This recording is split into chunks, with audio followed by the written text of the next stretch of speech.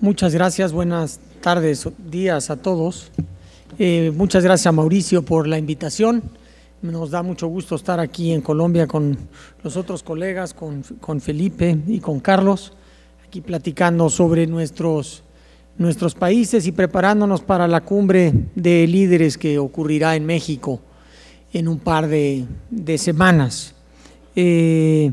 Pues no me desvío mucho platicando de la Alianza del Pacífico. Creo que Mauricio hizo un gran trabajo de resumir qué es lo que estamos nosotros trabajando, y como dice Felipe con Mauricio y con Felipe y con Carlos, nos conocemos de hace años. Me acordaba yo la primera vez que vine a Bogotá, Mauricio organizó la conferencia ya no me acuerdo si era la SEA o es la Sociedad Econométrica. Entonces aquí vinimos a presentar nuestros pininos cuando estábamos todavía estudiando el doctorado aquí en la Universidad de los Andes, creo que era, ¿no? Entonces muchas gracias. Les platico un poco de México y todo mundo, cada quien aquí va a ser interesante las perspectivas. Los que van llegando platican mucho hacia adelante y aquí hacemos un recuento hacia atrás. En México hubo elecciones la semana pasada y cambiaremos de gobierno el 1 de diciembre. Así que es interesante hacer una retrospectiva de cómo le ha ido a México. Y hablábamos de los últimos años y de tener vientos de frente o vientos atrás. Y la verdad es que México ha tenido vientos de frente en los últimos años. Y lo que trata de poner esta lámina es que los vientos de frente no han sido menores. México tuvo un choque petrolero y tenemos una industria petrolera importante. Vamos a ver que más chica de lo que todo el mundo cree, comparativamente hablando. Pero lo que se ve aquí interesante es que con una caída del precio del petróleo de 22% y una contracción de Estados Unidos de 1%, el PIB mexicano cayó 5%. En el 2000, con una caída del precio del petróleo de 30% y una contracción industrial en Estados Unidos de 3.4%, el PIB mexicano cayó 3%. En la crisis financiera del 2008 y el 2009, una caída del petróleo de casi 50%, una caída de la producción industrial en Estados Unidos del 15%, México cae casi 9%. Lo que es extraño es que en el 14 al 16 el precio del petróleo se haya caído 70%, la producción industrial se haya caído casi 2% en Estados Unidos y México haya crecido.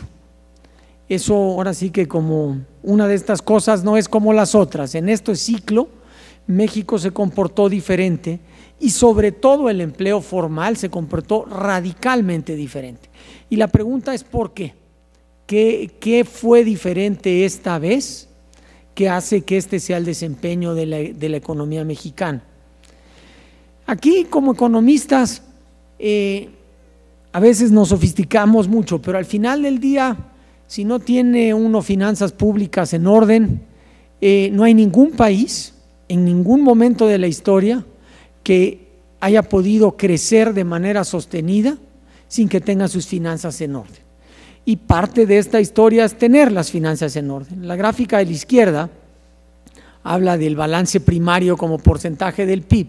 Y parados en el 2013, los países del G20, la línea verde, proyectaban tener un superávit primario hacia adelante. Los países de Latinoamérica, una consolidación fiscal de un proceso un poco más lenta, y de ahí México una cosa similar. ¿Qué pasó parados en el 2018? Pues México sí cumplió. México sí tiene un superávit primario, tuvo un superávit primario el año pasado, un superávit primario este año. Los países del G20 todavía no llegan al equilibrio financiero. Y esto es fundamental. El espejo de esta gráfica es en deuda. Igual, todos proyectaban un crecimiento en deuda y lo que vemos en México es una reducción en la deuda como porcentaje del PIB reciente en los últimos años. Esta es la base. Sin esto no hay manera de avanzar de manera sostenida. La otra parte es un proceso sumamente agresivo de reformas económicas estructurales bien importantes. No me voy a detener demasiado en ellas, pero sí algunas. La reforma energética, que antes de la reforma energética solo Pemex podía participar en la industria petrolera, y eso hacía pues de Pemex una compañía muy grande, pero solo Pemex podía participar. Hoy tenemos más de 70 empresas participando y una inversión comprometida de 200,000 millones de dólares. Y estas cifras ya se vuelven un poquito difíciles de comprender, pero 200,000 millones de dólares es una cifra bien grande, es más del doble que nuestra deuda externa total. No había manera que tuviéramos esta cantidad de inversión manteniendo las restricciones que teníamos. Insisto, yo fui director de Pemex hace unos años y cuando llegué muchas gentes me preguntaban cuánto inversión iba a detonar la reforma energética, y una predicción optimista era como 50,000 millones de dólares. No nos imaginamos que fuera a ser 200,000 millones de dólares. La reforma de telecomunicaciones, que empezó desde hace mucho tiempo, pero hubo que ajustarla, implicó una reducción en las tarifas a los teléfonos del 40%. Se triplicó el acceso a banda ancha en México en los últimos 6 años. La reforma fiscal implicó un aumento en la recaudación tributaria en México de 5 puntos del PIB. México era de los países que menos recaudaba en términos de impuestos, y ahora estamos no tan mal, pero la proporción de lo más importante, no sé si lo más importante, pero de las cosas más importantes es que se redujo una vieja vulnerabilidad de las finanzas públicas mexicanas al petróleo. Desde hace tiempo, y lo vamos a ver, la economía mexicana se despetrolizó desde principios de los 80s, pero seguíamos teniendo una enorme dependencia fiscal del petróleo. Esto ya se eliminó. Cuando empezamos en esta administración, el 40% de los ingresos públicos venían del petróleo, ahora solo es el 17%. Los contribuyentes aumentaron 50%, de 38 millones a 67 millones. Sí, fue un avance bien importante. La reforma educativa, 3 de cada 10 estudiantes tienen algún tipo de apoyo, y esto es un cambio realmente estructural. 8 de cada 10 alumnos que están ingresando a educación, al nivel de educación superior, es la primera vez en la historia de sus familias que alguien va a este nivel. Es un cambio realmente estructural. La disciplina financiera ha reducido el endeudamiento estatal.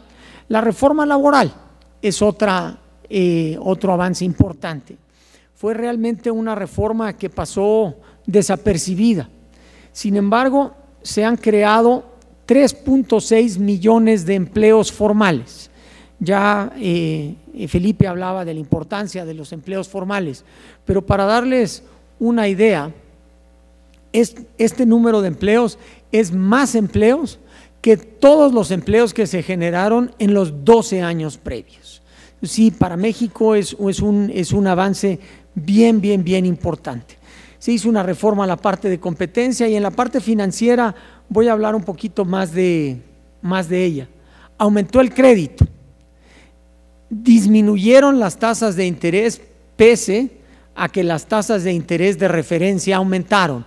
¿Esto qué quiere decir? Pues que los spreads de intermediación financiera, de intermediación bancaria, disminuyeron por mayor competencia y mayor competitividad. El sector financiero mexicano claramente mejoró su competitividad, pasamos del lugar 61 al 36 de acuerdo al Foro Económico Mundial, o al del 40 al 6 de acuerdo al Banco Mundial, que son índices que tienen sus problemas, pero sí nos da una idea de que el sector financiero sí despegó. 1 de cada 3 créditos hipotecarios entregado por la banca de desarrollo mexicana, por el Banco Público Mexicano, se entregó en esta administración, y el Banco Público lleva 40 años de existencia en México. Entonces sí, las hipotecas se han vuelto una enorme parte de la vida en México, y la cartera, de hecho la cartera vencida se ha disminuido, así que todo indica que es una cosa sustentable. Al final, durante este periodo, a México no le fue mal, comparativamente hablando. Siempre cuando estamos en México nos comparamos con Brasil, crecimos más que Brasil, crecimos más que Argentina, crecimos más que Chile en el periodo anterior, aunque por las perspectivas que tiene Chile ahora no vamos a crecer más que Chile hacia adelante. Crecimos igual que Colombia y crecimos menos que Perú. Entonces, pues dada las perspectivas, no nos fue mal. El del 2017 y el 2018 fue un par de años interesantes para el país. El tipo de cambio en México se nos disparó el año pasado, ha venido regresando. El año pasado todas las calificadoras nos tenían en perspectivas negativas. Hoy todas las calificadoras nos tienen en perspectivas estables. Nuestras perspectivas de crecimiento han mejorado, aunque siguen siendo bajas, y la inflación se ha venido consolidando, ¿no? La inflación ha dejado de ser un problema en el país desde hace tiempo. Frente al 2018, que es un año electoral, tenemos una economía sólida. La inversión extranjera directa está en niveles récord de más de 30,000 millones de dólares. Las reservas internacionales en niveles de 263,000 millones de dólares, también es un número grande. Para darnos una idea, en 1988 las reservas internacionales en México eran 2,000 millones de dólares, hoy son 263. Tenemos un fondo de estabilización para el gobierno federal de casi de 1 punto del PIB, que también es una cosa importante que no teníamos en México desde hace tiempo, y mirando a otras experiencias en el mundo, pues era necesario tener un fondo de estabilización. El sistema financiero ha crecido de manera bien importante con respecto a la economía mexicana. El comercio exterior, y aquí decía Felipe que Chile es espectador, pues para bien o para mal, México es protagonista de desarrollos del comercio exterior. Pero estas gráficas son interesantes en varios sentidos. En 1962 México exportaba materias primas, en los 80 México exportaba petróleo, ahora México exporta manufacturas. Y el Tratado de Libre Comercio con Estados Unidos ha transformado al país. En 1994, más un poquito antes, cuando entró en vigor el Tratado de Libre Comercio, los economistas hicieron, y yo estaba estudiando, entonces no fui parte de ellos, gracias a Dios, hicieron unas predicciones de cuánto iba a aumentar el comercio mexicano. Y es interesante, en ese tiempo México exportaba 40,000 millones de dólares, y la predicción más amplia fue que México iba a aumentar a 50,000 millones de dólares su comercio, y ya estaba totalmente fuera de rango. México exporta hoy 400,000 millones de dólares, es más de 1 billón de dólares, más de 1,000 millones de dólares diarios. Nadie se imaginó que eso iba a pasar, nadie se imaginó que México se iba a convertir en uno de los primeros 5 productores de coches en el mundo, nadie se imaginó que México iba a ponerle al 95% de los aviones una pieza mexicana. Ahora resulta que México tiene una industria aeroespacial que es casi impensable hace 20 años. Todavía no ensamblamos aviones, pero producimos un montón de partes para aviones. Entonces el comercio nos ha transformado, ergo nos tiene muy involucrados en el desarrollo y en lo que está pasando en el comercio internacional, porque dependemos de manera bien importante del comercio internacional. ¿Cuáles son los retos para el 18 y el 19? Pues ya 2 de estos ya se resolvieron. La reforma fiscal americana ya ocurrió, ha tenido un impacto relativamente bajo en la economía mexicana. Ya vimos que el capital no salió de México, los tratados de doble tributación funcionaron, y hacia adelante es un periodo de ajuste que habrá que pensar cómo hacerlo para mantener la competitividad sin perder recaudación. Ya tuvimos las elecciones, y antes yo decía que las elecciones por definición traen incertidumbre porque no sabemos quién va a ganar. Ya sabemos quién ganó.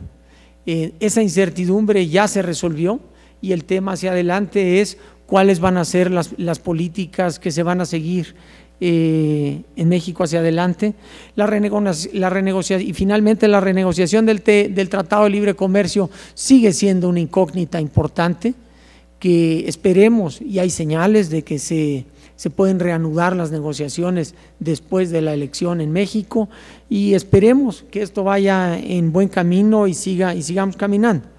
Los retos son enormes y son muy parecidos a los que tenemos el resto de nuestros países, y por eso seguir trabajando juntos, aprendiendo de las experiencias. A nosotros nos ha ayudado mucho a aprender de los diferentes países que están aquí.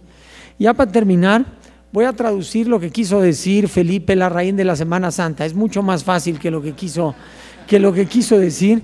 Es la semana de la primera luna llena después del 21 de marzo, que no es el solsticio, es el equinoccio. De aquí, y por eso varía, a veces te toca en marzo, porque pues, la luna llena cae pasando el 21 de marzo, y a veces te toca en abril porque pues, se tardó más la luna llena en llegar. Y con eso termino. Muchas gracias.